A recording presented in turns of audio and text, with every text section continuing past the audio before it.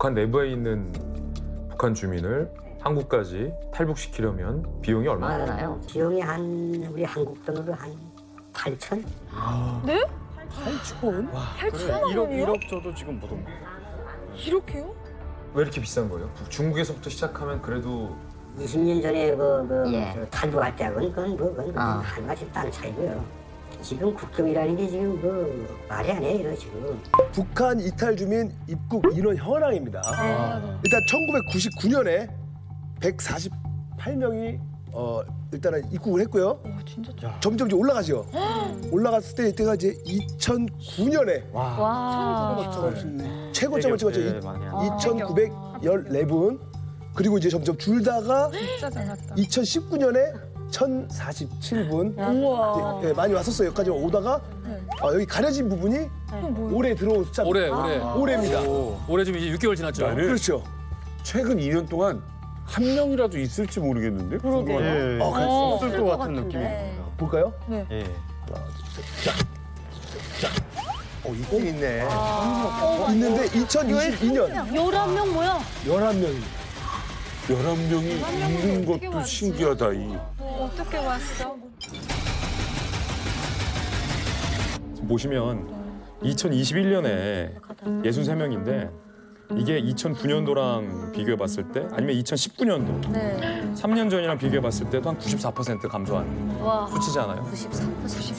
그리고 2020년에 229명이잖아요. 근데 이 중에 100명 정도는 그나마 코로나19로 봉쇄하기 전에 이미 중국을 탈출한 사람들이 한 절반 가까이.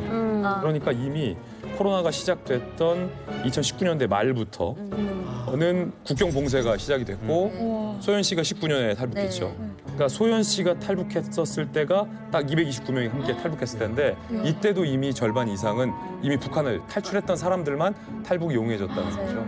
이게 사실은 안에서 살기가 정말 힘들거든요, 북한 내부에. 네. 북한은 근데 또 핵실험을 할 거예요. 핵실험 준비를 하고 있기 때문에 올 10월 안에는 7차 핵실험을 한다. 그리고 7차 핵실험을 하고 나서까지 국제사회가 추가 제재할 텐데 인민들 굶어 죽어도 그건 어쩔 수 없다. 눈 질끈 감고 가겠다. 그런데 국경 봉쇄는 10월까지는 계속 가기 때문에 네. 도간에 든 쥐라는 표현이 진짜. 지금 사실은 북한 주민에게 딱 어울릴 만한. 정말 탈북할 수 있는 기회만 있다면 오늘이라도 누구나 다 탈북할 것 같아요. 왜냐하면 과거에는 그래도 배급 체제를 유지해가지고 주민들한테 충성도가 조금 있었단 말이에요. 근데 지금은 2000년도 북한의 시장 경제가 완전히 합법화되면서 이제는 장마당 세대가 북한의 주류예요. 근데 그 사람들은 내가 한 번도 배급을 받아서 먹어본 적이 없고 내가 그냥 장마당에 나가서 생활을 하면서 살았는데 내가 왜 당에 충성해야 되는지 모른단 말이에요. 그러니까 이 사람들은 지금 경제적으로도 어렵고 충성도도 없다 보니까 더 이상 북한에서 살 수 있는 그 이유조차 사실 찾지 못할 것 같아요. 자, 이렇게 살고 싶어서 또 배고파서 생존을 위해서 말 그대로 정말 살기 위해서 북한을 탈출한 사람들 지금까지 한 3만 5천 명 정도가 그렇게 한국을 찾았는데요. 그중에 10분의 1에 달하는 사람들을 탈북시킨 사람이 이 자리에 나와 있습니다. 우리 고정 휴민트죠. 우리 고정 휴민트죠. 바로 김성민 대표님인데요. 지금까지 탈북시킨 사람의 수가 3천 명 정도. 정확히 숫자는 안 해봤는데 예. 5천 명이라는 얘기도 있고 제가 혼자 한 게 아니고요. 네. 우리 자유판 방송국에 탈북자 구출센터가 공식적으로 있었습니다. 센터가. 네, 그래서 그 웹사이트에 또 작게 또 이제 배너와 센터를 만들어 놓고 거기서 우리 4명이 탈북자 구출 작업을 했죠. 방송국 직원이면서 9일만.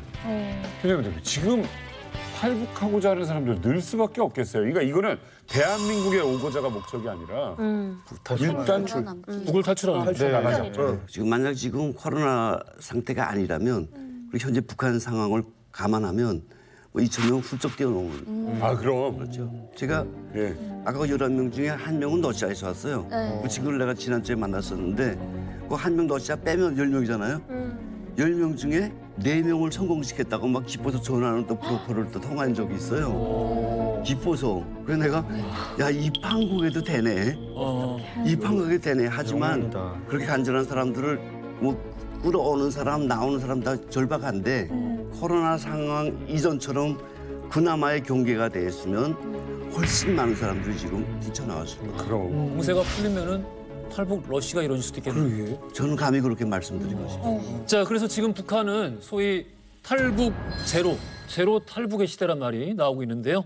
다들 마음속으로 살기 위해서 탈북을 해야겠다라고 생각을 네. 하고 있는 사람이 꽤 많을 거라고 우리가 예상 가능한데 어쩔 수 없이 이런 그 상황들 때문에 포기를 하고 있는 거 아니겠습니까? 네, 맞습니다. 자, 그러면 도대체 탈북한 분들은 어떻게 살고 있을까요? 자, 저희 이만갑에서 2022년 지금 현재까지 브로커를 하고 있는 분을 직접 만나봤습니다. 예, 정말로 정말 어렵게 저희가 수소문했고 이분이 공개적으로 이제 저희에게 인터뷰를 응해주신다는 것 자체가 굉장히 위험할 수 있는 일이기 때문에 저희가 굉장히 신중하게 설득을 많이 했고 아까 올해 탈북한 사람이 몇 명이라고 했죠? 11명. 네. 올해 3월에 실제로 탈북을 성공시킨 브로커이기도 합니다.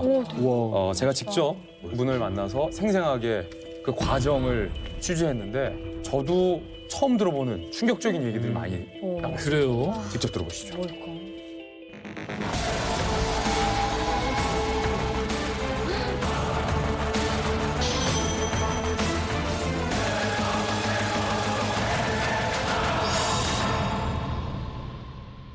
브로커 일을 하신 지는 얼마나 되셨어요? 횟수로 따지면 한 20년 됐고요. 한 가정에 제가 데려온 숫자가 1,742명입니다. 저렇게 올해 3월까지. 최근에 도강시킨 적은 언제셨나요? 2020년. 아, 2020년? 네. 아, 엄마 아버지가 한국에 와 있고 음. 딸 둘이 북한에 있었거든요. 그 딸 둘을 내가 데려왔고. 엄청 대단하시다. 그 국경 쪽에 있는 딸 둘을 데려오신 거예요? 그렇죠. 그때 코로나 딱 금방 터질 테니까 그때까지는 그래서 한 1,000만 원 했어요. 1,000만 원에? 네. 이 한국에도 나름대로 이거 탈북자들 데려오는 그런 부류들이 내가 알기로 한 10몇 명 정도 되거든요. 네. 이게 이 코로나가 터지면서 국경병이 올라가니까 이 사람들이 할 방법이 없어요. 탈북을 하고 싶어도 비용 문제 때문에 혹은 국경 문제 때문에 탈북하지 못하는 사람들이 북한 내부에 많이 있나요? 많죠. 특히 여기 한국의 연구자들, 이미 전에 와 있는 가족들, 북한에 남겨져 있는 가족들, 그걸 데려오기 위해서 많이 노력하죠. 그런데 실행을 못하는 이유는 비용 문제? 우선 코로나 때문에 국경 거의 경비도 강화된 원인도 있고 또 두 번째는 국경 비용도 많이 오르고 북한 내부에 있는 북한 주민을 한국까지 탈북시키려면 비용이 얼마나 드나요? 코로나 전까지는 그래도 뭐 국경 비용도 이렇게 올라가지 그런 것도 없고 그래 뭐 초창기나 지금이나 그래서 그렇게 고착돼서 흘러왔는데 그래서 이 코로나 발생한 2000년도부터 작년 3월달까지 내가 데려오고 그다음부터는 비용이 넘쳐 올라가서 지금 현재까지 못 데려다 올해 북한에서부터 여기 현재까지 뭐 태국까지 갈 수 없는 거거든요. 아유. 뭐 태국까지 간다 해도 지금 비용이 한 우리 한국 돈으로 한 8천? 네? 8천? 8천만 원이요? 1억 줘도 지금 못 옵니다. 이렇게요? 왜 이렇게 비싼 거예요? 중국에서부터 시작하면 그래도 20년 전에 저 탈북할 때하고는 그건 하나같이 다른 차이고요. 지금 국경이라는 게 지금 말이 안 해요 지금. 이 탈북자들 국경을 허락해주는 그 국경경비를 무조건 청산하니까 야들 다 알아요. 와. 코로나 전까지만 해도 그래서 국경 비용이 그래서 한 1,000만 원 정도 했어요. 북한에서부터 넘겨주는 게 이거 국경 경비대원들이 100만 원, 1,000만 원씩 받았거든요. 북한 국경경비대한테 예. 그렇게 받았는데 지금은 국경 넘겨주는 게 3,000만 원 받아요. 3천만 원으로 올랐군요.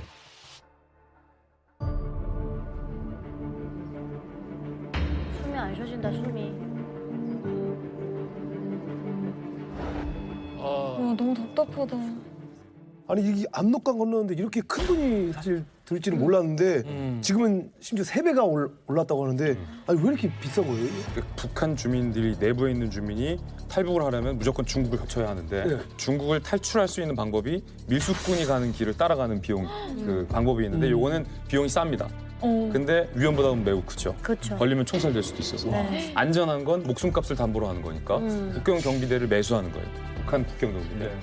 그들에게 돈을 주고 압록강을 도강하는 거예요. 근데 그것도 중국으로 넘어가면 그 이후에 신변 보장을 해주지 않아요. 네. 그냥 북한 국경을 탈출하는 것만 북한 국경 경비대가 도와주는 거예요. 네. 근데 이 비용이 예전에는 1,000만 원이었는데 이 1,000만 원이라는 것도 그냥 오로지 국경 경비대에게 오로지 주는 돈. 맞아요. 근데 요즘 국경 경비대가 탈북을 도와주다가 발각되면 이 국경 경비대가 바로 총살되는 분위기라고요. 맞습니다. 실제로 제가 취재했던 이 취재원도 국경 경비대가 심하게 발각될 경우 처형되는 것을 직접 목격했다라고 네. 할 정도라고 하니까 국경 경비대가 목숨값으로 금액을 확 올려버린 거예요. 3,000만 원. 근데 문제는 일단 북한 내부에 있는 우리 주민들이 북한 경비대에게 줄 3,000만 원이라는 돈이 없다. 한국에 지인이 있어서 한국의 가족이 3,000만 원을 내서 빼주고 싶어도 국경 경비대들이 몸을 사린다. 3. 국경 경비대를 어찌어찌 찾아서 매수해서 3,000만 원을 주고 북한 국경 압록강을 넘겨도 바로 앞에 중국 국경을 통과할 수 있는 방법이 마땅치 않다. 이 3주인 거예요 지금. 예, 국경에 지금 우리가 자꾸 말로만 하는데 국경을 우리가 한번 조금 더 접근해 보면 북한 측 국경은 이미 철책과 콘크리트로 쭉 천지가 맞습니다. 다 산지 끝났어요. 그러니까 거기에 빨래하고 무길로 가던 사람들은 철업길 가던 처소 안내길을 따라서 두만강 압록강에 접근이 가능했어요. 쪽문 열고. 정해진 시간에. 근데 이제 코로나 때문에 거기에 2020년 8월 25일 날에 북한에 이거 폭언 봤었을 겁니다. 폭언은 나왔는데 사람은 물론 짐승 나타나도 쏘라고 폭언이 나와 있어요.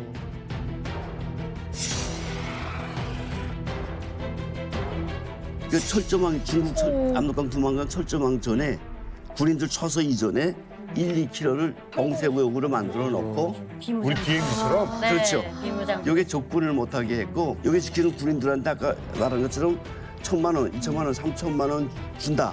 이거로 끝났게 했다고 합시다. 강 건너 쪽에 중국에서 코로나 때문에 많이 또 북한보다 더 세게 철통 가지고 거칠어지고 있어요. 중국에서는 예전에 저희가 탈북할 때는 중국에는 그 특별 근무를 서지 않았어요. 북한에서 항상 국경경비대원들이 총 들고 돌아다녔는데 그런데 중국은 지금 코로나 아주 뭐만 했다면 봉쇄해버리잖아요. 완전 예민하거든요. 그런데 북한에서 넘어오는 걸 굉장히 극도로 경계하고 있어요. 그래서 여기를 지금 완전히 특별 근무 체계를 갖춰서 중국 국경에서도 지금 24시간 특별 경비를 서고 있거든요. 지금은 거의 임파서블이에요. 그러니까 넘어간다고 해도 저기서도 문제입니다. 여기 가서도 잡혀요. 네. 넘어야 할 고비가 너무 많아요. 네. 제가 북한 내부에 있는 현지 주민한테서 입수한 자료가 지금 바로 이거거든요. 이게 올해 2022년 1월에 그 보위 지도원들이라고 하는 사람들한테 내부 이제 연선 주민들한테 강연 자료로 보낸 겁니다. 강연 자료로 예, 조국을 근데 위반한 쓰레기들을. 쓰레기들의 말로는 비참하다. 이거 문구 자체가 예전에 이렇게까지 막 심각하진 않았어요. 노골적이진 않았는데. 예. 근데 이거를 가지고 이제 주민들한테 그런 정치 교양 사업을 한다는 거는 그만큼 이제 탈북이라든지 이런 게 더 많이 일어날 거를 예견을 하고 김정은이가 지금 방편을 세우고 있는 겁니다. 저희가 자꾸 말로만 하니까 잘 안 와닿는 것 같아요. 북한에는 폭풍군단이라고 항공육전대 그 특수부대들이 있습니다. 근데 원래 국경을 지키는 건 국경경비대지 폭풍군단의 몫이 아니거든요. 근데 그 인간 병정으로 무장한 이 인간 병기들을 국경에다 갖다 풀었다는 거예요. 그러면서 김정은이 뭐라 그랬냐면 김정은도 아닙니다. 정확하게 김여정이 양강도에 왔다가 탈북자들이 너무 많이 나니까 열받은 거예요. 이제부터 자본주의 뿌리 뽑겠다. 한국 드라마, 한국 노래 부르는 사람들 미성년자까지도 무조건 감옥 집어넣어라. 그러면서 단독문화 배격법을 만들면서 뭐라 그랬냐면 선사후복. 쏴 죽이고 나중에 보고하라. 내가 너희들에게 폭풍군단 너희들에게 내 권한을 줄게. 그러니까 무조건 여기 뛰어드는 사람은 일단 쏘라. 쏜 다음에 나한테 선조치고 보고하라는 거예요. 보고하라. 그래서 선사 후보를 그때 만들어 놓은 거예요. 그렇군요. 네. 우리가 브로커에 대한 이야기를 본격적으로 할 텐데 브로커 하면은 아무래도 안 좋은 이미지가 있는 게 사실이에요. 그래서 저도 그렇고 시청자분들도 그렇고 일종의 어떤 편견 같은 게 없을 수가 없는데 브로커들이 이렇게 비용으로 가져가는 돈의 이 액수가 합리적 리즈너블한 그런 수준인 거는 맞습니까? 지금 위험의 정도를 감안했을 때는? 합리적이지 않죠. 예. 어떻게 합리적이겠어요? 합리적이지 않구나. 우리가 100불 주는데 60불 떼면 말도 안 되죠. 완전 이건 불합리하죠. 근데 우리는 어쩔 수 없습니다. 맞아요. 지금 거의 이젠 기업화돼 있어요. 여기서 우리가 아, 기업화돼 있어요. 네. 여기가 전화를 하면 북한 쪽에서 그 브로커리 하는 사람들이 받을 거 아닙니까? 전화만 받으면 번이 가기 전에 몇 프로 이미 뗀 X가 정해져 있기 때문에 그거 내목 하고 그거를 전해줘요 북한 사람들한테. 그 전해주면 바로 그 받은 사람이 또 통화도 해줍니다 여기다 대고. 확인 전화까지 다 받았다고. 예. 이게 나름대로 짝 시스템이 돼 있어요. 근데 이게 사실은 또 이제 한국 브로커는 그렇게 얘기하지만 저는 이제 현지에서 5년 동안 브로커를 했댔거든요. 아. 저희가 이제 2010년도 그때 당시에는 500만 원, 700만 원. 저 같은 경우에는 이제 한국에서 그 가족분들이 의뢰를 하면 저희도 이제 살짝 기업화로 됐는 게 이게 아까처럼 국경경비대를 단번에 매수하는 거의 불가능하고 그렇지. 이 사람이 어디 살고 있는지를 모르니까 그렇죠. 그리고 군인들은 또 이동이 자유롭지가 않습니다. 군복을 입고 그러다 그러다 보니까 이제 한국에 있는 가족이 저희한테 시키면 저희가 이 사람들을 데리러 오는 그 비용이 어마어마하게 들거든요. 이게 북한은 이동하는 데마다 아시는 것처럼 10호 초소라는 게 있거든요. 근데 이 초소들에 내물이 통하는 곳이 있고 안 통하는 곳이 있어요. 예. 힘들다. 그럼 이런 사람들은 산으로 데려가지 않으면 이처럼 고위급 차를 한 대 빌려가지고 아, 고위급 차는 또 검문을 심하게 안 해요? 안 합니다. 이제 아. 간부가 타고 있으니까 그렇죠. 보고 경례만 하고 그냥 보내거든요. 비싸겠다. 예. 그러다 보니까 그랬지. 어디에 있냐에 따라서 저렇게 자강도에 있으신 분은 엄청 한 3배, 4배로 올라가고. 그치. 예. 꿈도 못 꿔요, 저희 그렇지. 가족은. 네. 그러니까 저희 국경 연선에 있는 분은 그나마 좀 쉽습니다. 그래서 한 300, 400 정도면 그때 당시 이제 넘겨보냈거든요. 2015년도까지만 해도 그나마 이게 국경이 이게 살벌하지가 않아서 강 넘겨주는 비용만 제가 400만 원에 왔거든요. 근데 그때 당시는 북한에서 일하는 사람, 중국에서 받아주는 사람 이 체계가 다 있더라고요. 그래서 그 400만 원이면 북한 내에서 데려오는 비용부터 강 넘겨줄 때 그 경비대원하는 게 주는 돈, 그다음 와서 마중 나오는 사람한테 게 주는 돈까지 다 됐어요. 400으로. 근데 바로 15년도 이후에 철조망이 생기면서 갑자기 이게 어려워졌어요. 그때 1,500으로 갑자기 오른 거예요. 400이 네, 400에서 갑자기 1,500으로 올랐고 그 뒤로 더 어려워지면서 3,000으로 올랐다고 하더라고요. 근데 최근에 8,000까지 오른 거예요. 그러니까 진우 씨 아까 말씀하신 것처럼 그러면은 진우 씨 때는 한 3, 400 썼는데 지금 1억 가까이 간다는 거잖아요. 네. 네, 1억에도 지금 데려올 만한 그런 영웅이 없는 거죠. 네. 궁금한 게 그러면은 그 내가 돈을 마련했어요. 근데 이 돈을 전달할 만한 그 신뢰할 만한 사람들이 국경경비대들이 돈만 먹고 싹 입닥도 입닥 아, 그런 그게 경우가 있나요? 팀이에요. 팀이야. 한국에 그 말하자면 망책이 있는 거예요. 그렇죠. 대장. 우두머리가. 대장이 있는데 이 대장이 한 번만 하고 말 겁니까? 그렇지. 여기 이렇게 고객이 많은데? 그러니까 이게 굉장히 우리가 아는 것보다 체계화돼 있어요. 그 사람들 입장, 국경수비대 입장에서도 신뢰를 쌓아야 되는구나. 당연하죠. 그러니까 사진까지 찍어서 보내요. 앞으로 고객이 200만 명이 있는데. 그럼요. 그런 경우가 있었어요. 그러니까 국경경비대가 이제 곧 자기가 제대할 때 이거 다가오면 내가 보내주겠다고 여러 명이서 돈을 다 받고 사기를 튀어요. 치는구나. 네, 아무 주고 튀어요. 그래서 사기 사기당한 쳤어. 사람들도 꽤 있었어요. 아, 진짜 못 참다. 이런 사기가 북한에 되게 많습니다.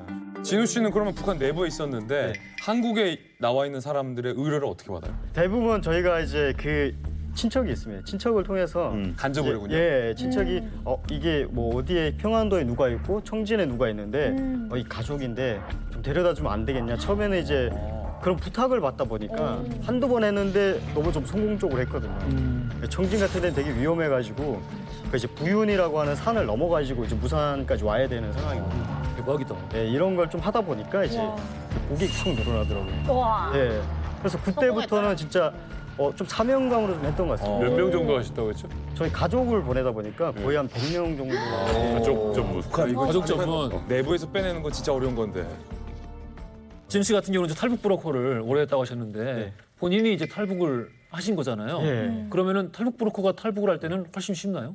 원래는 쉽죠. 근데 저 같은 경우에는 이제 추격조가 제가 전국 수배를 받다 보니까 추격조가 따라붙어가지고 솔직히 이제 눈을 감고도 저는 올 수 있거든요. 이제 길을 다 알아가지고. 그래서 저는 이제 제일 위험한 곳이 안전한 게 아닐까 이런 생각에 백두산을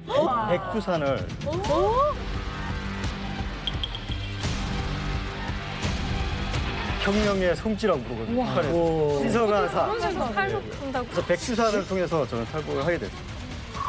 처음 봤다. 와, 너무 많이 천지를 넘어서요? 천지를 넘어서요? 천지를 가면은 탈북이 아니라 관광이지. 천지까지는 안 갔어요. 예. 아니 사실 그 관광으로 가도 사실 올라가기 힘든 곳이 너무 높은 데인데 그렇죠. 밀림이 되게 뭉쳐. 밀림을 딱 지나면 백두산 가기 전에 그런 백두산이 다 돌이거든요. 밀림 지역으로 해서 중국으로 넘어가시죠. 그렇죠. 넘어가시죠. 그렇죠. 그걸 이제 멀리서 보면서 아 여기서 그 신출기모를 여기서 했구나. 네, 이런 생각을 하면서 화산이니까 네. 현무암. 왜 그쪽 백두산 쪽으로 왜 가시? 사실은 제가 이제 8, 9월달에 백두산을 넘었거든요. 근데 이때가 백두산의 둘쭉이라는 게 되게 유명합니다. 불쭉? 불쭉? 아 유명하죠. 불쭉. 유명하죠. 불쭉 술. 예. 그래서 그 둘쭉을 따러 전국에 이런 기관 기업소들이 와서 외화벌이 사업을 하거든요. 그 틈에 끼었는데 제가 그때 당시 가을이다 보니까 이런 뾰족구두에 이제 또 쫓기는 몸이다 보니까 정장을 입었댔거든요. 구두 신고 백두산. 구두를 신고 이제 직접 또 둘쭉을 안 따면 의심을 받을 것 같아가지고 거기에도 이제 경비대가 되게 많거든요. 그래서 둘쭉을 따면서 되게 어렵더라고요. 그 둘쭉 따는 게. 그러면서 이제 저는 전적지. 다 아시는 전적지에는 진짜 들어가면 그게는 반동으로 몰릴 수도 있고. 당연하지.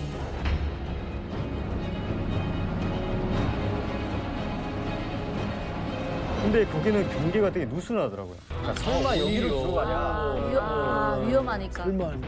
그래서 이제 딱 넘어왔는데 마침 이제 잠복초소가 있는 거죠. 근데 이게 잠복초소가 있다는 거는 거기가 탈북하기 쉽다는 거거든요. 물이 얇으니까 뛰어갈 수도 있거든요. 와 대박이다. 그래서 그 잠복초소 앞으로 진짜 대낮에 대낮에 이제 넘어서 아니 이게 진우 씨가 너무 쉽게 말하니까 뭐 예. 브로커니까 너무 쉽게 했나 이렇게 생각 들잖아요. 그렇죠. 너무 어렵습니다. 백두산은 아까 말했던 뭐 구호물동 뭐 전적지가 엄청 네, 많아요. 거기에 다 진짜 실탄을 든 군인들이 다 지키는데 예를 들어서 구호나무 가까이만 가도 섰 하거든요. 맞습니다. 왜냐면 구호나무에 뭐라도 잘못할까 봐. 아. 그 정도로 김정일이 태어났다고 하잖아요. 김정은이 백두산 혈통이래잖아요. 그 북한 하면 그 정체성이 백두산 아닙니까? 근데 거기를 탈북했다는 건 대단한 거예요. 치지 않고선 가능하지 않아요. 미쳤다. 삐또가 돌아온 거죠 지금.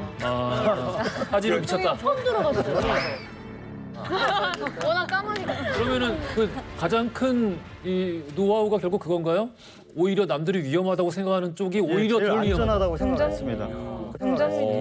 그리고 워낙 대단해요. 아니 진짜 근데 백두산이 저도 가봤지만 진짜 이렇게 좁은 데 있어요. 중국하고. 근데 대신에 낭떠러지요. 낭떠러지. 저는 지금 너무 절벽이. 궁금해요. 예. 어떻게 그 낭떠러지를 밧줄 타고 내려왔는지. 저희가 14일을 산에 헤매면서 루트를 찾았거든요. 저희라는 거는 혼자가 아니었어요?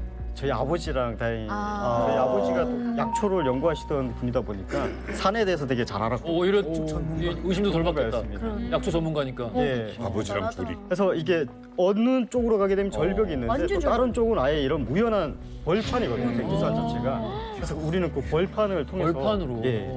그리고 워낙 또 다행인 게 전문가예요. 되게 고마웠던 게 그때 당시 중국에서 저를 도왔던 분들이 제가 이제 그 백두산에 와가지고 전화를 했댔거든요. 근데 이분들이 도와주겠다고 사실 그런 상황에서 외면할 수도 있는데 후배 중이요. 예 넘어오라고 도와주겠다고 돈도 별로 없었죠. 돈도 아예 없었습니다.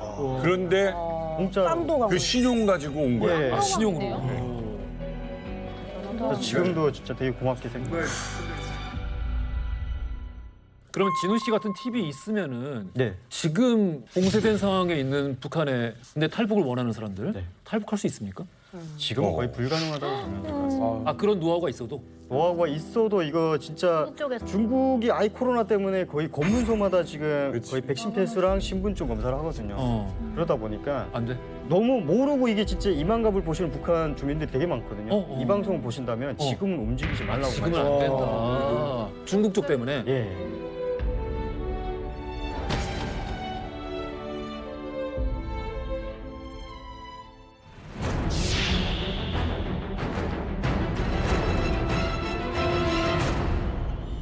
중국 쪽으로 아웃쪽하게 되면 뭐 이렇게 초소가 이렇게 고정된 초소가 있지. 예. 그렇게 뭐 이게 진을 치고 뭐 어설길마다 거기다 뭐 초소 세워놓고 그런 적이 없었거든요. 지금 이 어설길마다 다 거기다 초소를 만들어놨어요. 아예 그런 길까지 넘어갔네요. 그때도 그 이 코로나 확인서 안에는 신분증이 있으니까 코로나 확인증도 떼가지고 뭐 백신 한번 맞았다는 확인서도 떼가지고 이렇게 해서 간 거예요. 안에는 신분증 없으면 뭐든지. 이제 탈북을 할래도 백신 접종 증명서가 있어야. 그렇죠. 그래야 통과를 합니다. 그렇지. 중국인들도 못 움직이는데. 맞아요. 진짜 아무도 모르는지. 접종 확인서를 중국 돈 500원 주고 우리가 샀어요. 아.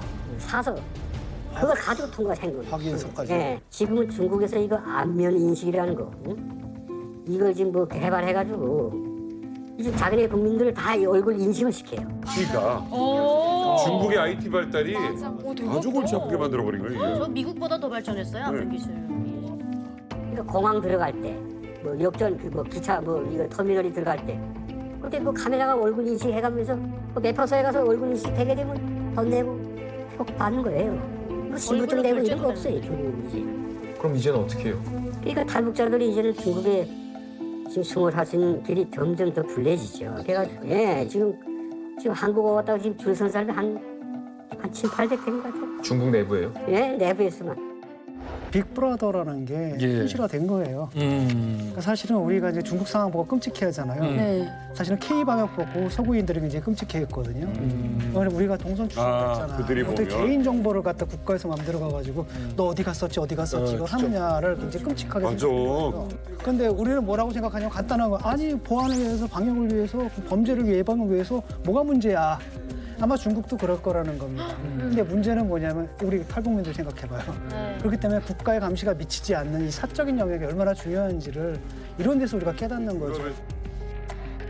전 인터뷰하면서 제일 황당하고 어이없었고 동시에 안타까웠던 게 그 백신 패스 때문이에요. 왜 얼마 전 우리나라에서도 백신 패스를 있어야 학원을 가게 한다. 네. 백신 패스 있어야 없으면 백화점 못 가게 한다고 우리나라 국민들 난리 났었잖아요. 근데 중국에 탈출해 있는 우리 북한 주민들에게 백신을 맞을 수 있게도 안 하면서 백신 패스가 없으면은 탈출을 못 하게끔 막아주는 거거든요. 그러니까 얼마나 어이없는 상황입니까?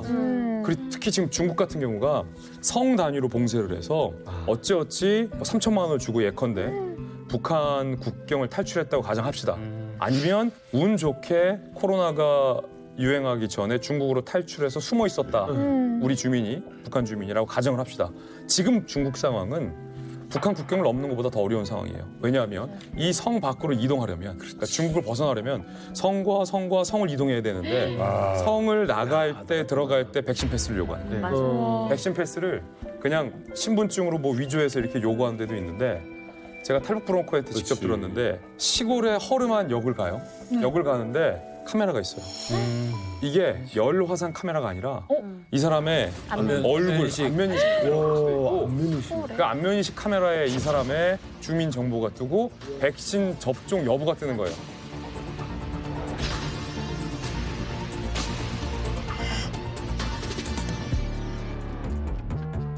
이게 컨펌이 안 되면 기차 티켓을 끊을 수가 없어요. 너무 신기하다. 사실은 탈북 브로커들이 예전에 중국의 안전지대까지만 탈출시켜 놓으면 거기서 중국 신분증 위조해가지고 역 가서 기차 타고 중국 빠져나오면 그냥 탈북이거든요. 근데 이제는 이미 중국에 탈출해 있는 사람들도 중국 밖으로 갈 수가 없게 된다. 그래요. 위조 백신 패스 만들면 되는 거 아니냐라고 했지만 이거마저 쉬운 게 아니라는 거죠. 그렇죠. 위조 백신 패스 만들 수 있나? 근데 위조 백신 패스 예를 들어 만들었잖아요. 제가 중국에 2019년 초반에 이제 나갔었는데 제가 옛날에 탈북할 때는 그 위조 여권 찍으면 됐어요. 그랬는데 지금은 이제 안면 인식 됐는데 그거 플러스 국가에서 인정한 위챗 같은 어플리케이션 안에서만 결제가 가능해요. 그러니까 이게 뭐 이렇게 종이를 위조해서는 소용이 없다. 안 돼요. 제가 택시를 탔는데 예전에 저희가 탈북민들이 제일 위험할 때 잡는 게 택시예요. 택시 기사한테 돈 주면 이거 내 딸이다. 그러니까 쳐서 통과시켜 줄 수 있어요. 그런데 택시 기사한테 제가 탔는데 예를 들어 30위안이 나왔는데 제가 현금밖에 없으니까 제가 위챗을 쓸 일이 없잖아요. 그러니까 100위안을 내니까 자기 현금이 없대요. 저한테 70위안을 줄 현금이 없대요. 100위안 갖고 간 거예요. 그럼 너는 도대체 뭘 쓰나 하니까 저한테 보여주는 거예요. 위챗을 자, 쓰는데? 이거 깔아야 된대요. 보니까 그 초록색 나는 위챗이에요. 근데 지금은 얼굴로 결제가 돼요. 왜? 네, 얼굴로 이 신용카드 다 등록돼 있어요.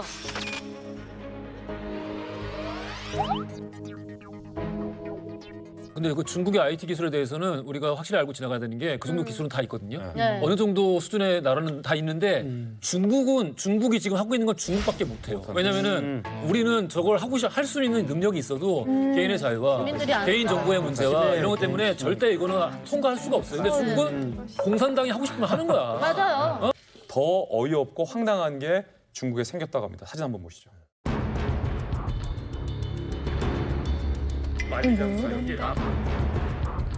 자, 이게 남부 만리장성이라고 불려요. 아, 저게 만리장성이에요? 중국 국경과 인접한 국경지대 쪽에 세워진 남부 만리장성인데 이게 4,800km 4,800km? 방대한 장벽을 높이가 4m고요. 철조망에 감시 카메라, 감지 센서가 설치된 장벽입니다. 장벽.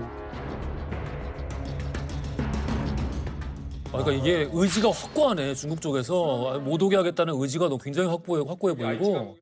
근데 중국이 그러는 이유가 있어요. 이게 올해 5월에 사실은 탈북을 성공했다고 5명이 성공을 했대요. 올해 5월에. 올해 5월에. 그래서 어떻게 뭐 국경을 넘어서 넘어갔는데 그 중에 2명이 코로나 확진이에요. 그래서 중국이 발칵 뒤집혀가지고 진짜 막 눈에 막 불을 켜고 탈북민 넘어오는 걸 단속하고 있대요. 확진자가 너무 자, 이렇게 되면은 중국 내부에 잔류하고 있는 탈북민들, 우리가 계속 언급했던 중국 내부에 있는 탈북민들, 이분들이 발각될 확률이 굉장히 더 높아지는 거겠죠? 네, 제가 직접 이제 중국에 살고 있는 탈북민들 집단이 있어요. 연락을 해봤어요. 근데 완전히 지금 위험한 상태라고 하더라고요. 그리고 위장해서 살고 있는 분들도 되게 위험한 상태인데 제가 6년 동안 위장한 상태로 중국에서 살았어요. 6년. 네. 근데 지금은 완전 불가능한 상태고 또 지금 밖에 나가면은 또 언제 잡혀갈지 어떻게 될지도 모르는 상황에서 지금 목숨이 까딸까딸하는 상황에 지금 위험에 빠져 있더라고요. 사실 최근 올 3월에 이제 중국에 있던 우리 탈북 주민이 탈출한 사례가 있거든요. 제가 취재를 했는데 그분의 케이스는 그래서 제가 물어봤어요. 그럼 어떻게 중국 내에 이동이 안 되는데 어떻게 되냐는데 이분은 북한 내부에서도 있는 집안이었고 이분이 중국에서 중국 국민증이 있었어요. 그리고 그러니까 백신도 맞고 백신 확인서까지 다 접종이 되고 위챗도 깔고 있었고 안면인식까지 다 통과되고 대박이다. 중국의 국경, 그러니까 중국과 제3국이 인접한 그 국경까지 이 탈북 주민인데 중국 내에 국민증이 있고 하니까 비행기를 타고 그냥 자기들 온 거예요. 그러니까 그 중국 국경만 넘으면 되니까 그렇게 해서 성공한 게 올해 3월. 올해 3월까지. 올해 3월이고 그 이외에 그냥 북한 주민들은 올해에 중국에서 탈출한 사례가 거의 없습니다. 중국에 있는 이 탈북민들이 이제 사실 한국에 오기만을 기다리는 분들이 좀 많이 계시잖아요. 맞습니다. 근데 그분도 굉장히 좀 많이 좀 불안할 것 같은데요. 사실은 저한테도 이제 작년에 제가 방송에 나와서 탈북 브로커를 했다는 그 얘기를 듣고 중국에 있는 탈북민들이 저한테 메일을 보냈던 적이 있어요. 예, SOS를 요청을 했는데 실제로 그때 당시 받았던 메일이었거든요. 네. 대박. 근데 제가 도움을 드릴 수가 없었는 게 제가 현재 브로커를 하지 않는 상황이고 그래서 다른 분에게 연결을 시켜드리려고 했는데 이미 브로커들이 다 다른 직업을 가지고 그렇죠. 일을 하고 있는. 바꿨어. 예, 그 코로나 때문에 아예 일을 할 수가 없으니까 사람이 없으니까. 예, 생계를 위해서 그분들도 다른 일을 하고 이게 있는. 코로나 때문에 진짜 많은 사람 탈북민들 목숨 건 사람들은 이거 진짜 죽어나가는 거예요. 이거. 하나원 같은 동기거든요. 전화가 왔어요. 제발 좀 도와달라고.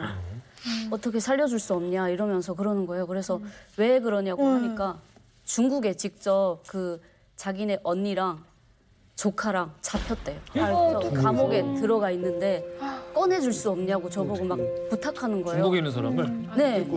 그래서 저는 어떻게 도울 방법도 없고 저도 능력도 없고 하니까 생각해보다가 그냥 같이 이만갑에 녹화했었던 분 있잖아요. 브로커. 그분 연락처를 드렸어요. 그 이후로 계속 전화를 해봤거든요. 어떻게 됐는지. 근데 연락이 안 되더라고요.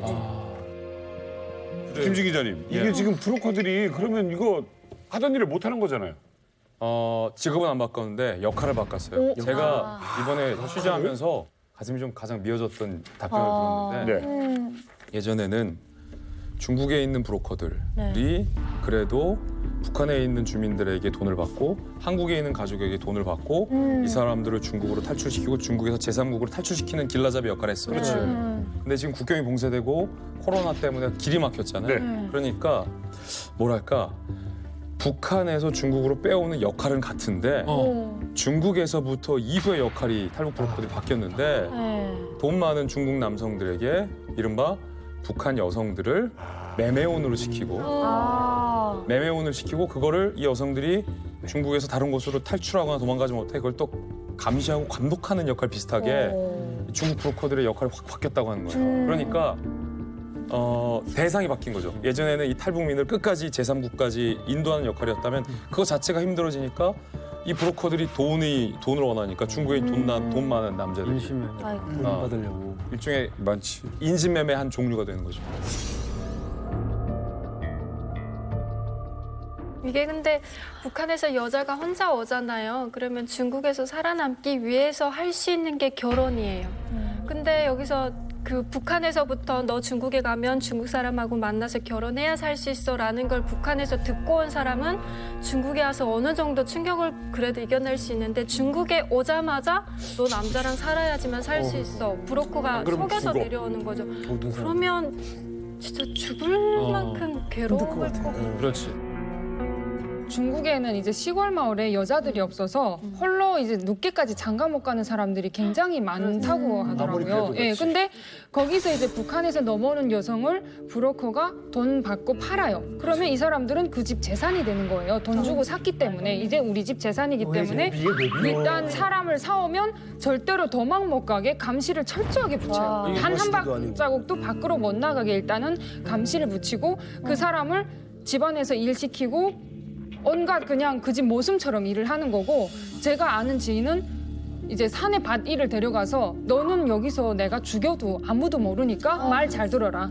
그렇게 협박을 하면서 일을 엄청나게 시키고 이제 도망가려고 시도를 하면 죽도록 때린다는 거예요. 뼈가 부러질 정도로 때려서 다시는 못 도망가게 엄청나게 감시를 하고요. 또 문제는 그 사람들이 이제 그렇게 결혼을 해서 팔려가면 원치 않는 임신에서 또 아이를 낳게 돼요. 근데 그 아이들은 국적이 없거든요. 신분이 없어서 그 집에서 호적을 안 올려줘서 호적 올리는 것도 돈이 들기 때문에 호적이 안 올려줘서 그 애는 신분이 없어요. 그래서 탈북자도 아니고 중국 국민도 아니고 그 어떤 데도 등록돼 있지 않는 애들이 있는데 그런 애들을 검은 아이들이라고 부르거든요. 그래서 이 애들은 국적이 없다 보니까 법적 보호를 받지 못하는 거예요. 그래서 병원도 아파도 못 가고 학교도 못 가고 그 어떤 사람도 아무도 이제 들여다보지 않는 정말 검은 이런 지대에 놓인 아이. 검은 아이라는 호칭이 따로 만들어질 정도라는 거는 네. 이런 일이 한두 건이 아니라 굉장히 비일비재하다는 건데 이게 언제 기준, 그러니까 좀 최근의 일인 거예요? 옛날부터 지금까지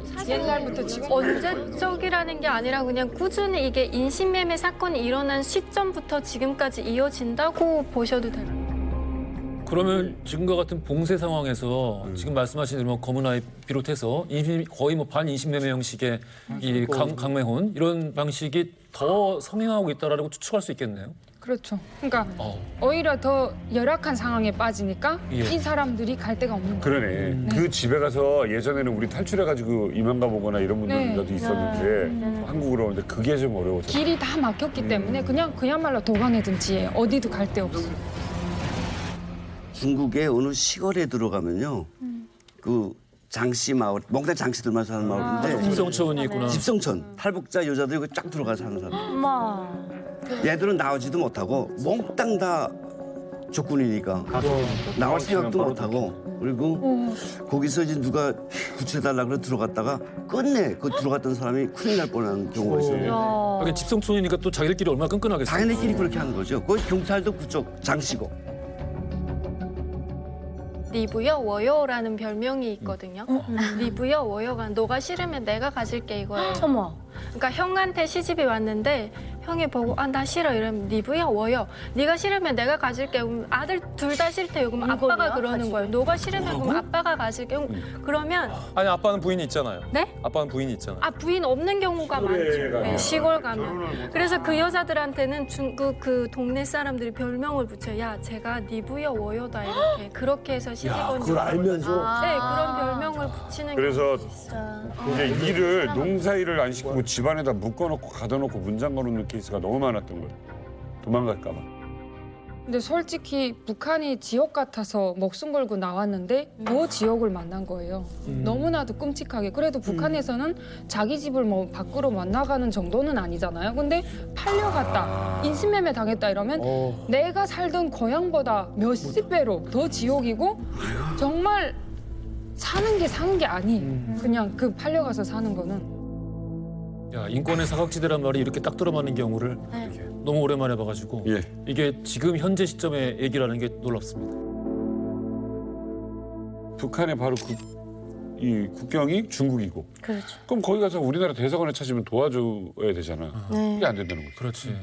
엄마가 2011년도에 한국에 가고 싶다고 그렇게 얘기를 하는 거예요. 그래서 제가 전화를 했어요, 대사관에다가. 그래서 저희 조선 사람입니다. 도와주세요. 같은 민족이지 않습니까?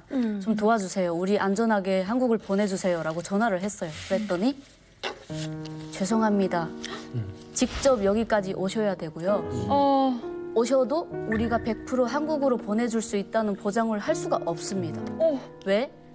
중국이랑 한국 대사관이랑 또 얘기가 오가야 되고 거기서 북송을 시킨다면 바로 북송이 되기 때문에 안전한 보장을 할 수 없습니다. 이렇게 하는 거예요. 그래서 전화를 바로 끊었어요. 왜냐하면 거기 가는 조차도 위험한데 거기 가서도 운명이 어떻게 될지 모르잖아요. 황장엽 선생님 정도 돼야 되는 거죠? 그렇죠. 유용성이 있어야 되는 겁니다. 정치적인 유용성. 저는 96년도에 탈출하자마자 중국 북경까지 가서 대사관 찾아가 봤는데 대사관의 입장은 그거였어요. 우리가 여기서 아무것도 할 수가 없다. 중국이라는 거대한 나라와 지금 부딪혀 맞서 있기 때문에 아무것도 할 수 없다. 그거 여비를 쓰라고 500위안을 주더라고요. 그때 내가 나 인민군 대이고 정치망명이고 그거 여기서 아무 소용없다. 그래서 내가 와, 이 저주나 먹어라 이들아 하고 나왔던 기억이 나요. 그 후에 우리 2002년도에 다루었지만 한민의 가족이 이제 그 대사관을 뛰어들면서 서해 대사관 붐이 나요.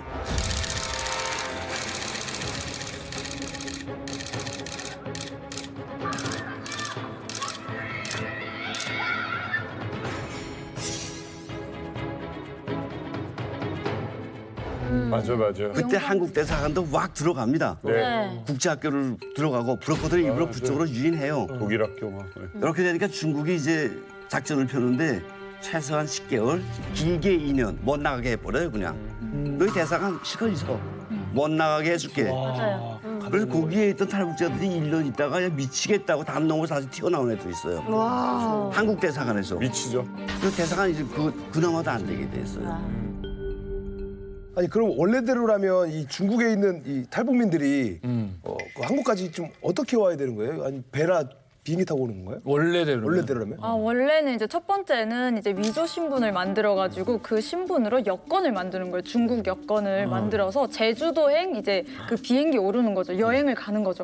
가가지고 거기서 경찰에 이제 일부러 가요. 경찰서에 가서 아, 나 탈북민이다. 빨리 잡아가라. 이렇게 해서 잡혀가지고는 이제 그 사람들이 경찰들이 이 사람들을 국정원부터 하나원까지 이제 풀 코스로 이제 인계 받는 거죠. 인계해 주는데 이제 이거 같은 경우에는 비용이 너무 어마어마하게 들기도 하고 모든 탈북민들이 아, 내 가족을 이렇게 좀 안전하게 데려오고 싶다 이래서 저도 되게 아직 부모님이랑 동생이 북에 있거든요. 그래서 데려오고 싶은 마음에 돈을 되게 많이 모으고 있는데 데려오고 싶어도 지금 현재는 브로커가 없으니까 3년째 계속 브로커를 구하고 있는데 아직도 못 구하고 있는 상황이에요. 그러면은 그 제주도 루트가 가장 비싸고 안전한 루트인 거예요? 네, 제일 안전한 루트죠. 근데 이것도 이제 코로나 이제는 이후 안 못하겠네 되는 IT 거죠. 때문에.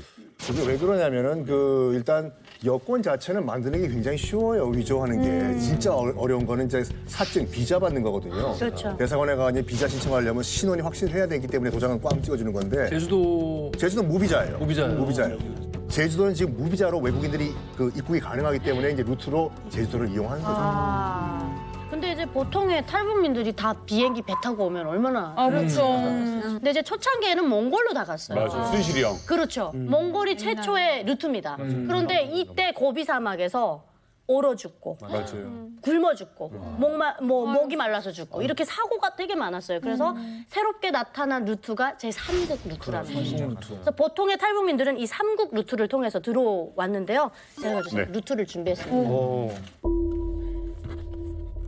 이렇게 보시면 이제 여기가 북한이죠. 그래서 제 고향이 여기 평안북도거든요. 여기서부터 대한민국 여기까지 내려오는데 300km 정도밖에 안 걸려요. 정말 고속도로 잘 뚫렸으면 2~3시간 안에 내려오는데 이걸 2만 킬로를 이렇게 돌아서 오는 겁니다, 대한민국은. 근데 이제 첫째는 여기 중국 압록강하고 두만강 여기를 중국을 먼저 넘어가서 중국의 대륙을 횡단해가지고 권명, 쿤밍이라고 하죠. 권명으로 간 다음에 라오스 국경을 넘습니다. 라오스하고 태국 사이에 메콩강을 사이로 두고 국경이거든요. 악어가 많이 나오는 데입니다. 그래서 실제로 배가 뒤집혀서 악어에 잡혀 먹힌 분들도 있을 정도로 굉장히 위험한 데입니다, 여기가. 그런데 여기 라오스하고 요 태국 요 사이에 여기도 국경 경비대가 있어요. 그래서 요 보트가 교차할 때 저희가 전속력으로 달려서 맞아요. 여기 태국에 딱 들어가면 저희를 그냥 빠바바바박 내려놓고 브로커는 빠져요. 그 다음에 이제 우리가 태국 안에 있는 그 경찰한테 일부러 잡힙니다. 자수. 네. 저희가 DPRK, North Korea에서 왔습니다. 하면 데리고 가요. 그래서 감옥에다 넣는데 그 다음에 난민 수용소. 우리가 태국으로 루트를 잡는 이유는 태국에 그 UN 난민 기구가 있거든요. 수용소가. 그래서 여기 이제 가면 1차적으로 우리나라 대한민국 그 용사관이라고 해야 될까요? 나와서 1차 검문을 합니다. 이 사람이 진짜 탈북민인지 아닌지. 그래서 여기서 통과가 되면 종이장 임시 요건이 나와요. 요거 들고 여기서 한 2, 3개월 기다렸다가 순서대로. 대한항공 타고. 태국에서 잡혔을 때요. 한 50평짜리 그냥 아파트만 한 곳에 200명, 300명이 들어가는 바람에 많이 들어갔을 때는 420명까지. 네. 콩나물처럼 앉아. 지 못했죠. 못 눕고 화장실까지 이렇게 앉아서 자는 거예요. 콩나물 같이. 원래는 그 방이 옛날에는 진짜 2, 30명이 정원이에요. 근데 거기에 2, 300명을 넣는 거예요. 화장실은 어떻게 가고? 화장실가 전쟁이죠, 완전. 한번 가려고 하면 누구 무릎 밟힐까 봐 되게 예민해요. 밟기라도 하면 전쟁 나거든요. 아니 그 좁은 방에 있는 것도 진짜 힘든데 선배들이 또 있어요. 먼저 온 그 그치. 탈북 선배들이 텃세가. 텃세 부리느라고 화장실 바닥부터 서로가 청소시키고, 힘드니까 그래. 네. 원래 애국가 외우기 하고. 환경이 힘들면은 맞아요. 서열이 생기고 맞아요. 예, 생기는데 그러니까 그럼에도 불구하고 태국 쪽으로 가는 거는 거기가 난민지를 받게 용이하고 그렇게 해서 이 시스템이 구축이 됐었던 거네요. 그 왜냐면 라오스는 이게 코스가 굉장히 어려워요. 그러니까 저희가 미얀마에 있을 때만 해도 미얀마는 그렇게 산을 넘는 게 없었는데 라오스는 이 산을 이렇게 넘어야 돼요. 근데 산을 넘다가 미끄러져서 만약에 무리해서 떨어졌다. 그럼 진짜 못 찾는 경우도 많아요. 그래서 이제 그런데 여기가 문제는 이렇게 소음이 발생되거나 이러면 잡아요. 잡아서 어디 데려가냐면 북한 영사관으로 네. 데려가요. 그래서 라오스는 루트가 되는 게 되게 위험한 거예요. 그 라오스하고 베트남하고 미얀마 여기는 사실 사회주의 그렇죠. 국가에 가깝단 말이죠. 북한과의 관계가 있기 때문에 중국과 큰 다른 상황이 아닌 거예요. 아니에요. 그렇죠. 잡히면 글로 인계를 하거든요. 반면에 이제 태국 같은 경우에는 이제 아무래도 자본주의 국가니까. 태국 통해서 들어오는 루트에 대해서 계속 말씀을 해주시는데 지금은 이제 사람이 없대요. 그래서 방콕에 탈북민이 사라진 게 20년 만에 처음이라고 이야기가 나오고 있다고 하는데 김성민 대표님, 예. 그럼 결국 이제 이야기가 다시 원점으로 돌아가는데 중국을 통한 탈북은 지금 이제 완전히 막혔다고 봐도 되는 거죠? 현재는 막혔죠. 하지만 길은 얼마든지 열릴 수 있다고 보고 말씀하신 것처럼 태국 사람들이 20년 동안 지금 탈북자들이 그렇게 들고 있던 데가 없으니까 이거 완전 웃긴다라고 지금 현장에서 얘기할 정도로 다시 쏭해졌죠. 하지만 저는 지금도 계속 주장하고 싶은 게 브로커들은 지금 당장 활동 못하지만 여러 가지 방안을 모색하고 있기 때문에 코로나만 없으면 열릴 수 있지 않냐. 현재는 난망하지만 열릴 가능성은 그러니까 지금 다 모색하고 있다. 예. 네. 그래서 오늘 이만갑에서 만나본 제 취재원 역시 새로운 탈북 루트를 고민 중이었어요. 제가 끈질기게 중국에 북한 동포들이 많은데 어떡하냐, 방법이 없느냐라고 물었더니 끈질기게 물었더니 뭔가 힌트를 줬습니다. 새로운 루트 이만갑에서 독점 공개합니다. 오, 안 돼.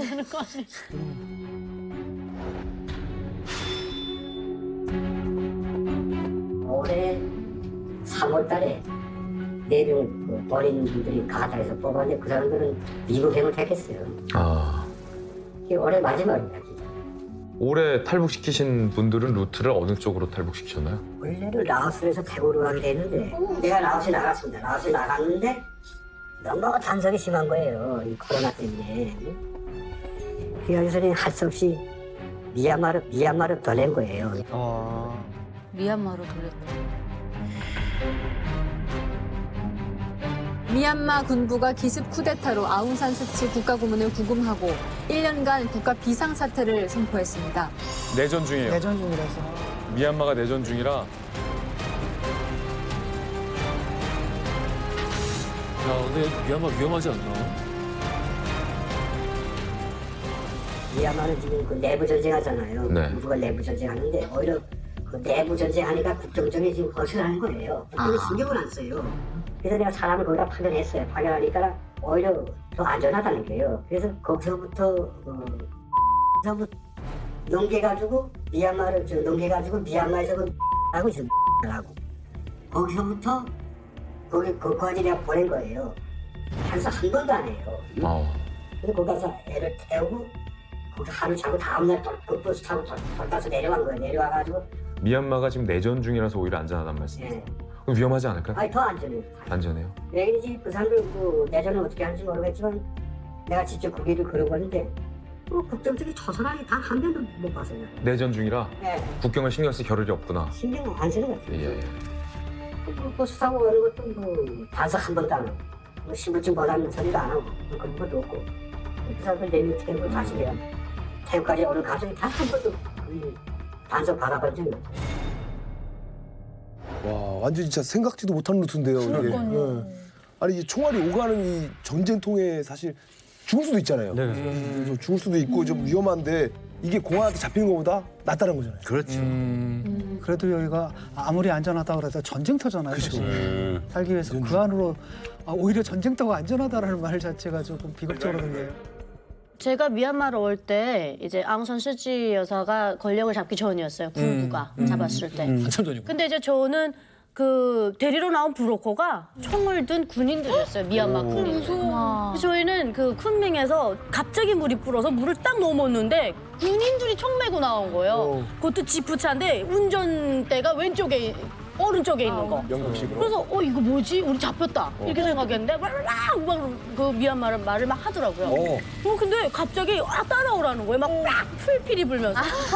이건 뭐지? 우리 군인들한테 가야 되는 거야. 그랬더니 그 중국말 가능하신 분이 미얀마 그분데 중국말 좀 하시더라고요. 물어보니까 브로커라는 거예요. 저희가 군용 지프차를 타고요. 미얀마 국경을 통과했어요. 그렇게 가다가 갑자기 이게 뭔가 상관에게 보고가 됐는지 저희를 그 민간에다가 내려놓더라고요. 그래서 3일을 저희가 그 초가집에서 그 도마뱀들이랑 같이 잤거든요. 그랬는데 오히려 독센 막 이런 왕별 단 사람이 내려왔어요. 내려더니 뭐라고 막 샬라샬라 하더라고요. 덤뭉태기가 이만큼이 왔다 갔다 하는 거예요. 그러더니 우리 11명을 더 큰 지프차에다 태워가지고 업그레이드했다. 에어컨 빵빵 틀어주고 노래까지 틀어주면서 너무 좋다. 이쪽게 하면서 그래서 내가 그렇게 하고 라오스 국경까지 갔고 근데 오히려 저는 그때 알았어요. 북한이 이게 군사가 독재를 하면 부패하기 마련이거든요. 부패하기 때문에 그 홀이 커. 북한이 지금 딱 그렇잖아요. 저희 아빠도 군인이셨지만 군인들이 북한에 짚어쳐서 통과하기 더 쉽습니다. 근데 오히려 군인이니까 쫙 말하면 쫙쫙 통과했어요. 그러네. 쫙 통과했어요. 근데 이게 주현 씨. 이거보다 더 좋은 방법 없을까? 좀 위험한데요. 왜냐면 내전 국가니까. 중국을 아예 통하지 않고 일단 바로 휴전선을 넘거나 바다로 나오거나. 바다로 나오는 그 쉽지가 않아요. 북한 당국에서 너무 통제가 심하고 일단 바다 접근이 힘들어요. 바다로 가려면 배가 있어야 되고 그 배 안에 며칠 먹을 식량을 싣고 모든 그 사람들이 같이 혼자선 또 안 되거든요. 여러 명이 움직여야 되는데 여러 명이 바다로 접근하는 일이 너무 힘들어요. 그래서 이게 좀 어렵죠. 네. 그 오히려 지금은 러시아에 나와 있던 해외 노동자들이 많이 들어와요. 그래서 저희가 이제 일 때문에 하나원을 저는 자주 들어가는데 남자 하나원은 한 26명, 7명 정도의 러시아에서 오신 분들이 있고 여자 하나원에는 9명이 딱 계세요. 9명에서 그 봉제 배우고 계셨는데 저희 땐 그 하나원이 정말 1시간도 평화로웠던 적이 없어요. 맞아, 너무 힘들어요. 태국패, 몽골패 막 싸우고 맨날 싸움이 일어나서 저처럼 직행으로 온 건 패가 없으니까 맨날 여기 치고 저기 치고 그랬는데 그 복작복작 와글와글 하던 그 여자 하나원이 통통 비어 있는데 마음이 이상하더라고요. 사실 지금 그 중국 내에 있는 이 브로커들이 루트를 개발 중이라 하잖아요. 근데 중국 성마다 안면 인식 등에 있어서 못 통과하는데 이거를 다 무마시킬 수 있는 중국 내부의 국경을 완벽하게 빠져나올 수 있는 루트를 사실 전 들었어요. 근데 그거는 진짜 공개하면 안 될 거예요. 맞다. 예. 조심하시라요. 그건 진짜 공개하면 안 돼서 방송에는 말할 수 없지만 그래도 희망은 있다. 희망은 있다. 제가 지금 김성민 대표님이 말씀을 안 하시는 거예요. 자꾸 그러잖아요. 우리가 그거 맞아요? 그래도. 아까 그랬잖아. 이게 다 빠져나오는 수가 있다. 수가 있다. 그런 데가 있으셨네요. 아우, 김정희 대표님. 아유. 이런 얘기하면서도 계속 이제 조심스러운 게 이런 루트를 개척을 한다거나 또 이제 개척된 루트를 뭐 공개를 한다거나 이럴 때 아마 북한 쪽이나 뭐 공안 쪽이나 당연히 그걸 알아내려고 하는 사람들도 있을 거 아니에요. 이걸 알아내기 위해서 뭐 스파이를 붙인다거나 이런 경우도 있나요? 탈북자가 10명 움직인다, 뭐 4명 움직인다면 거기에 중국 공안에서 파견한 임무받은 탈북자, 북한에서 임무받은 탈북자 무조건 섞여졌어요. 그래서 과거의 브로커들은 저가 모아지면 휴대폰 일찍 먹어놓은 해소하는 게 첫 번째 임무였어요.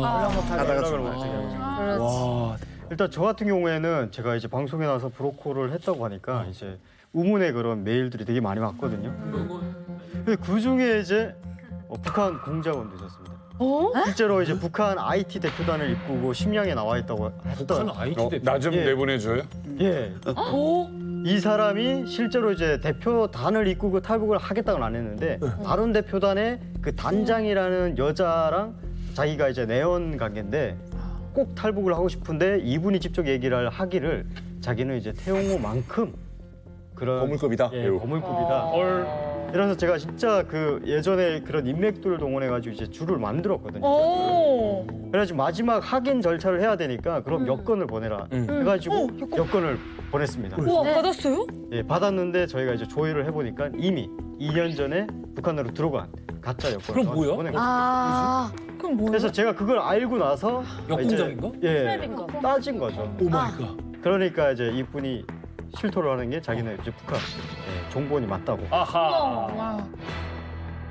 탈북자들 데려오는 과정이 솔직히 말해서 그 북한에서 그 임무받고 전에 탈북자로 이장하고 전에 우리한테 접근해서 한국 가게 해달라 이렇게 해서 우리 가는 길도 알아내고 그런 것들이 들어 있었어요. 북한 내에서 탈북자로 위장해서 그러니까 북한 그 탈북자로 중국으로 내보내가지고 그 사람들이 우리 브로커를 잡으려고 북한 사람들 하나하나 자꾸 빼가니까나 예. 우리 잡으려고 전에 도대체 어느 길로 가는가 상국으로 간다는 걸 알지만 어느 방향으로 갈 걸 알기 위해서 그 탈북민 이장해가지고 전에 여기다 그 북한 스파이를 우리한테 집중시키죠. 예. 그렇게 해서 내가 한번 체포됐어요. 응? 그 스파이한테 걸려가지고. 그래도 진우 씨 같은 경우는 진우 씨의 신변에 위해가 가해지지 않았잖아요. 근데 우리가 영상으로 봤던 제가 인터뷰했던 이 취재원은 실제로 중국 내에 있는 탈북자들을 빼내오다가 탈북자 일행 속에 한 여성 탈북자가 나는 탈북자다 빼달라라고 해서 만나기로 한 약속 장소에 나갔는데 알고 봤더니 북한 공작원이다. 어떡해. 이 탈북자 여자가 북한 공작원이죠. 중국 공안들을 데리고 와서 지금 방금 보셨던 이 브로커가 그 길로 체포돼서 중국 감옥에서 7년을 살고 있어요. 7년이요? 7년. 7년? 와. 접근을 해서 탈북 루트를 캐려고 하고 그게 뜻대로 안 되니까 잡아서 그냥 중국 감옥에 넣어서 7년을 살다 나왔어요. 만기 보고 나왔어요. 방금 보신 그분이 우리 지금 여러 가지 탈북의 뭐 루트나 유형에 대해서 지금 이렇게 막 봉쇄 전까지 어떻게 해서 굴러갔었는가 이런 것들을 알아봤는데 근데 여러 가지 탈북 방법이 있다고 하더라도 모든 탈북은 결국에는 다 위험하다는 생각이 들어요. 먼저 제가 제 이야기 하기 전에 탈북자 브로커들이라고 하는 사람들에 대해서 잠깐만 한 말씀 좀 드리고 싶은데 기본적으로 브로커 하는 분들은 6년 이상 감옥에서 징역을 살았던 분들이에요. 중국 감옥에서. 이걸로? 네, 이 건으로? 이 탈북건으로. 북에서 건너온 탈북자들. 이 사람들 돕겠다고 한국에서 온 사람들은 함께 본법자가 되기 때문에 그래서 법적으로 무조건 처벌을 받는데 6년 이상. 다 이런 브로커들이 도움을 줘서 그렇죠. 왔단 말이에요. 네. 그러니까 그 사람들이 지금도 아주 중요한 의미 있는 일을 하고 있다라는 말씀을 드리는데 이러면서도 꼬리는 거 저처럼 했다가 비겁하게 줘봤던 사람들은 나름대로 상처가 있어서 그래요. 그 북한 구원을 위한 기도운동, 전 세계적인 기도운동을 하던 설현식 목사라는 분이 미국에서 이제 큰 교회를 하시는 분이 있었는데 이분이 어느 날 전화가 왔어요. 네가 그런 일을 한다고 하니 사람 하나 좀 구해줘. 그래서 예 어디요? 했더니 뭐 심양 쪽에서 있는 우리 장로님이 하는 공장에 일 열심히 하는 애가 알고 보니까 탈북자더라. 그거 좀 데리고 오면 안 되겠냐. 그래서 아이고 얼마든지요. 그거 가만 앉혀두세요. 우리 사람 보낼게요. 해서 가서 데려왔어요. 앉아두세요. 모인 게 9명이 이제 저가 됐어요. 대체는 9명 돼야지 움직이니까. 그 차 번거차 내서 지금 움직이는데 이제 그 베트남 갔다 나오스 갔다 이제 태국이다. 그 거의 한 달 걸리는 시간을 거의 다 지켜보면서 지금 나름대로 나도 신경을 쓰고 많은 사람이 신경을 쓰고 있었. 그 별이라는 애 때문에 20살짜리 갔는데 전화가 왔어요. 그래서 왜 했더니 거기에 한 10m 되는 폭이 있는데 물이 불어서 일단 물이 좀 불었대요. 그리고 작은 쪽배를 숨겨놓고 있었는데 없어졌어. 또 내려가. 나한테 전화가 왔는데 오픈해놓고 우리 다 헤엄칩니다. 다 가겠습니다. 우리 좀 막지 말아주십시오. 뭐 이래가지고 야 백사장 그 청장이 정확히 좀 파악해봐. 그렇지. 어느 정말 다 정도 강인지. 헤엄친다니 하니까 다 한답니다. 야, 나도 솔직히 결심 못하겠는데 네가 알아서 결심해서 해볼래? 그래서 지가 그럼 건너가자 했어요. 9명이 뚝 들어가는데 바로 2m가씩 들어가더래요. 그리고 3명이 어후적 하더래요. 그러니까 얘가 너무 급하니까 2명을 머리구덩이 잡고 겨우 끌고 갔는데 막상 가서 세보니까 8명이야. 별이가 지금 없는 거야. 그때부터 3시간 동안 전화가 뚝 끊어지는데 너무 답답해서 나도 무슨 사고 난 것 같은데 계속 하다가 백사장한테 끝내 온 게 아니라 3일 후에 북한에서 전화가 왔는데 북한에서. 북한에서? 왜요? 별이 엄마가. 예? 나 별이 엄마야 이 강도 같은 놈아. 너 어떻게 네 이자는 내 딸 데려다가 사람 죽일 수가 있냐. 못 찾아. 아, 나 저 아무것도 할 수가 없었고 와 이거 내가 어쩌다가 이런 일을 했지? 막 후회되고 비행기 타고 이제 갔어요. 현장에 가서 막 찾아보고 강 흙도 오토바이 없죠 뭐. 그래서 후간 좀 가져왔어 내가. 가져와서 야 이 별이 엄마 보면 이거라도 혹시 제주면 되지 않을까 싶은데 어쨌든 그때 김성민 대표님 구출 사업 접으신 거예요? 결정적인 거 이거였어요. 마음에 상처가 됐어. 너무 컸어요. 뭐 오기 막히고 막. 제가 그 한국에 와가지고 2002년도에 왔는데 3월에 입국해가지고 6월달에 한국사에 나왔거든요. 나와서 뭘 할 것인가 하고서 아마 하다가 탈북자들 하나라도 중국에 숨어 있는 탈북자들 당신들이 걸은 길을 안내해서 좀 데려오라고 저를 자꾸 하더라고요. 그래서 그럼 탈북자를 좀 데려오는 걸 해보자. 사실은 그렇잖아요. 내가 이 일을 함으로써 언젠가는 저 북한 정권이 무너지겠지. 탈북자 한 명이라도 한국으로 데려오게 되면은 언젠가는 북한 정권이 무너지겠지만 이 생각 하나 가지고 한번 해보자 하고서 중국에 나가서 하기 시작했죠. 앞으로도 저는 북한 정권이 무너질 때까지 저는 이 탈북 구출 사업을 할 겁니다.